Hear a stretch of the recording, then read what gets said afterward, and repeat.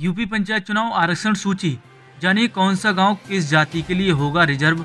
योगी cabinet ने प्रस्ताव को दी मंजूरी। आपको बता दें, यूपी में होने जा रहे पंचायत चुनाव में कोई भी पंचायत जातिगत आरक्षण सूची से वंचित नहीं रहेगी।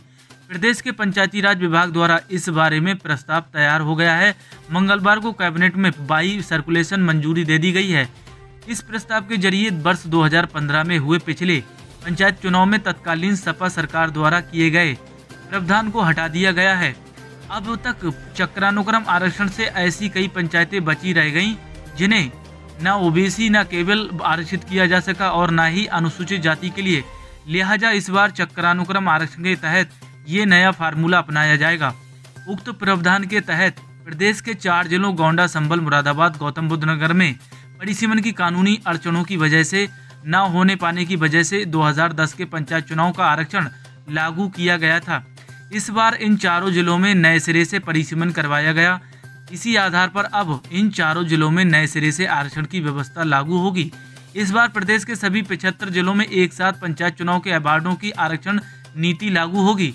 इसके साथ ही इस बार आरक्षण तय करते समय इस बात का ध्यान रखा जाएगा कि वर्ष 1995 के तक अब तक के 5 त्रिस्तरीय पंचायत चुनावों में ऐसी कौन सी पंचायतें हैं जो अभी तक जातिगत आरक्षण से वंचित रह गईं।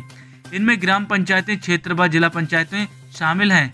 बताते चलें कि वर्ष 1995 में पहली बार त्रिस्तरीय पंचायत व्यवस्था उसमें आरक्षण का प्रावधान लागू किए गए थे, मगर तब से अब तक 5 पंचायत चुनाव में प्रदेश के करीब 18,000 ग्राम पंचायतें, करीब 100 क्षेत्र पंचायतें और लगभग आधा दर्जन जिला पंचायतें क्रमशः ग्राम प्रधान, क्षेत्र व जिला पंचायत अध्यक्ष के पद से आरक्षित होने से वंचित रह गईं। प्रदेश सरकार ने इसी बात पर गौर करते हुए ये व्यवस्था लागू करने का निर्णय लिया है कि इस बार चुनाव के लिए आरक्षण तय करते समय सबसे पहले ये देखा जाएगा कि वर्ष 1995 से अब तक 5 चुनाव में कौन सी पंचायतें अनुसूचित जाति, एससी व अन्य पिछड़ा वर्ग ओबीसी के लिए आरक्षित नहीं हो पाई हैं और इन पंचायतों में इस बार प्राथमिकता के आधार पर आरक्षण लागू किया जाए।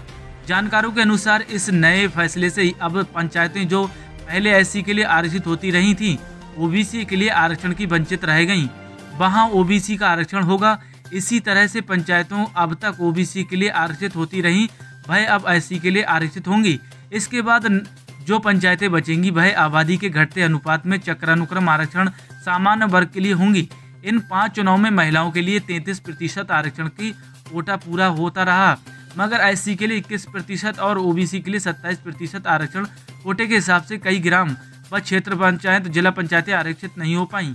दी हुई जानकारी अगर आपको पसंद आई हो तो वीडियो को लाइक कर देना, शेयर कर देना और चैनल पर आप नए हैं तो चैनल को सब्सक्राइब कर देना। आपने अपना कीमती समय दिया, इसके लिए धन्यवाद।